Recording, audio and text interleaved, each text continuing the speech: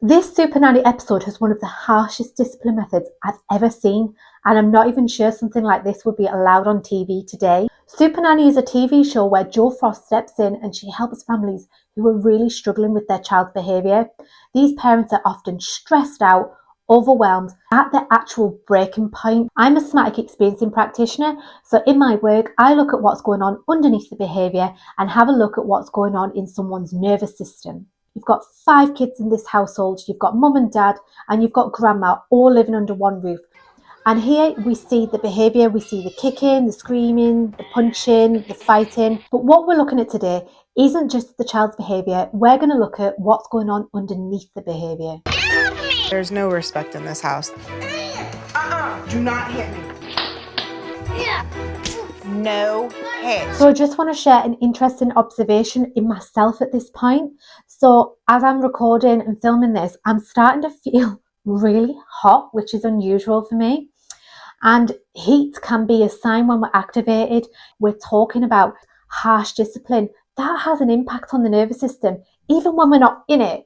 But when we're talking about it, when we're watching it, we can feel it. So just be mindful when you're watching this and see if anything's happening in your own nervous system. This is how we can start building somatic awareness. It's a pretty big problem. Ow! Pinching. Ow! Any kind of bodily harm. I used to spank my kids, but I've been trying not to because obviously it wasn't working. So it's really honest of mum here to admit that she used to spank the children and now she's not. But the thing is, when these children have been exposed to spankings in the past, that leaves an imprint on their nervous system. But what's interesting is, I don't believe that a parent chooses to spank. I believe that a parent spanks when they are completely overwhelmed and they're stuck in their own fight response that they cannot get out of this loop. And give you spankings for you to listen, that that's what I have to do. I have a much shorter fuse than Beverly does. Get off me! Ooh. Yes, I will go to the spanking level. So yeah, here dad steps in and dad confesses that he spanks the children. But there's something interesting here. What might have happened in the dad's history and whether he was subjected to this kind of physical harsh discipline when he was a child? Because often we repeat what happened to us in childhood unless we make a conscious decision not to. We got it. Really don't want him to spank my kids, but he does. Right, hot sauce. I had to watch this a few times to actually understand what hot sauce was.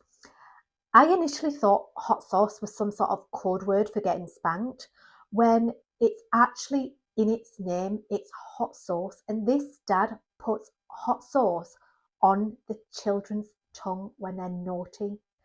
Now that is super harsh, and again I'm wondering what's happened in dad's history that's made him like this. I can't imagine that this dad has grown up in a household where there was love, peace, harmony, connection. I can imagine that this dad has received harsh discipline himself. One of the next things that we see features around one of the oldest sons and him doing his homework. Oh? Yes! No. Yes!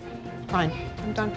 Everybody's throwing in the towel. And what we see is mum is really quite controlling. She's not very patient. The son gets frustrated and upset. Because I've told you that you need to bring your hello? Look at me. I'm talking to you. I know everything, though. Stop crying. Stop crying. You don't need to cry. You just need to take a little responsibility. Listen to me. Mum doesn't really have the capacity because often we try to control things when everything feels like it's spiraling out of control. And we go on to find that this mum lost her dad a year ago and she didn't have much space or time to grieve. After my dad passed away last year, it's hard. So the next bit we see in this episode, Jo suspects that the family's on their best behaviour because she's there. I want you to do what you would normally do so that I'm able to observe. Given what I'd just seen in the taxi, I was expecting chaos. But as the family sat down for lunch, I saw a different picture.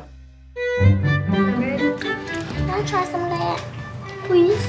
Thank you for eating your carrots and not giving me a hard time. Didn't I ask you before not to ride on that?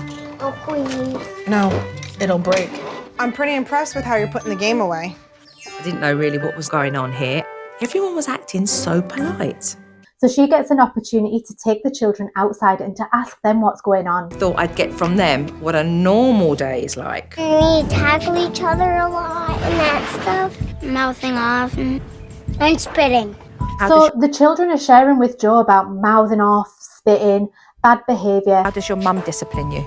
She doesn't really discipline, and my dad will discipline us very badly. And just listen how they're talking about it in such a nonchalant way. Drag us by our and he'll follow us up the stairs with a spoon, and when we get up there, smack us. And he'll like pull our ear and give us hot sauce. Oh, that's so hard. Maybe you've experienced a childhood like this, and maybe it hits a nerve. I can feel my whole nervous system going cold, which can be part of a freeze response. And I can imagine for these children, when they're being spanked, a few choices. They can fight back or they can flee, but given they're quite young, they probably don't.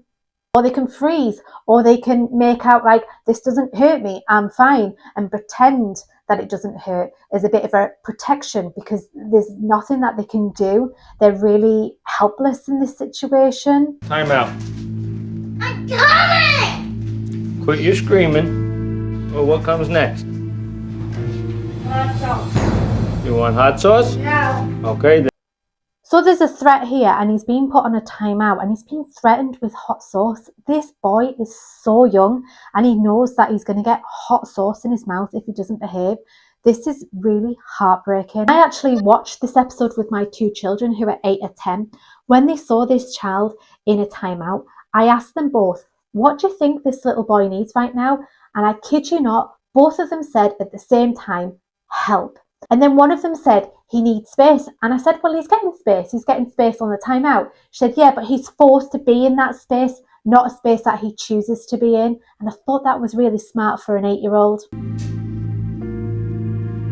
Don't look at me! And that's not very nice. Don't look at me! And this is a typical fight response. Don't look at me.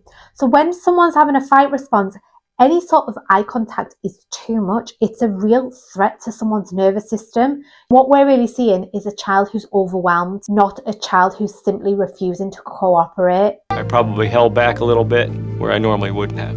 If Joe was not there, he probably would have gotten hot sauce. All right.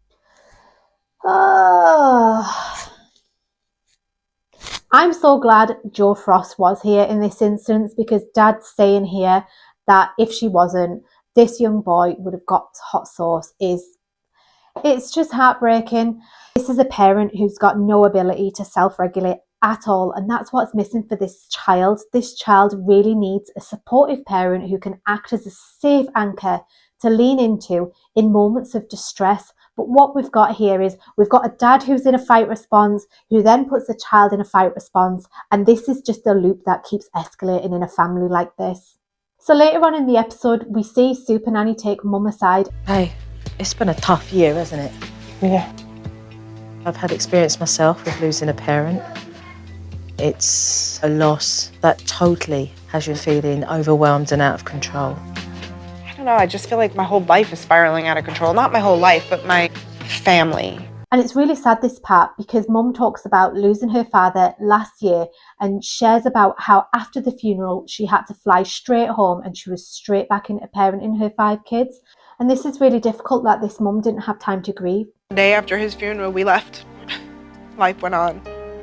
What can happen in times like this when a family member's been lost is nobody speaks about it, and we really want to encourage people to talk about the loss of a loved one, because grief can be stored in the nervous system, and we really want to help people be able to express that. When grief hasn't been worked through properly, it can come through as anger, it can come through what we're seeing here in this episode. Now, I'm not saying that all of it comes from that, because what we're seeing here is how Dad really has this strong fight response, which is impacting the children's nervous system. So it's more than just the loss of a grandfather, but it certainly will not be helping things.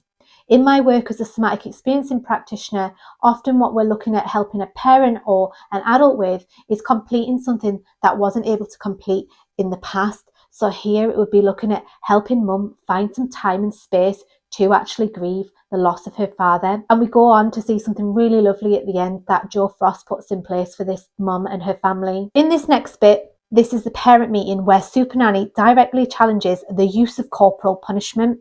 What I like here is Supernanny is very clear that punishment like spanking, threats and physical discipline doesn't teach behaviour, it teaches fear. And she brings in a really powerful question to Mum and Dad about What happens when children are big enough to hit back? How do you justify doing what you do? Hot sauce does not teach children how to behave. What do we do when Emmett turns around and says, "Ha, you put a dab and it doesn't hurt, doesn't burn anymore"? What are you going to do? Put the whole pot in his mouth? What are you going to do when Emma Jo laughs at you because you spanked her and then she looks at you and says, "Doesn't hurt"? Smack her harder? What are you going to do when your children become old enough to smack you back? And that's a real turning point for this family. Both parents start to acknowledge what needs to change. Mum speaks about wanting to be less controlling. Dad acknowledges that he needs more patience and needs to stop with the physical punishment.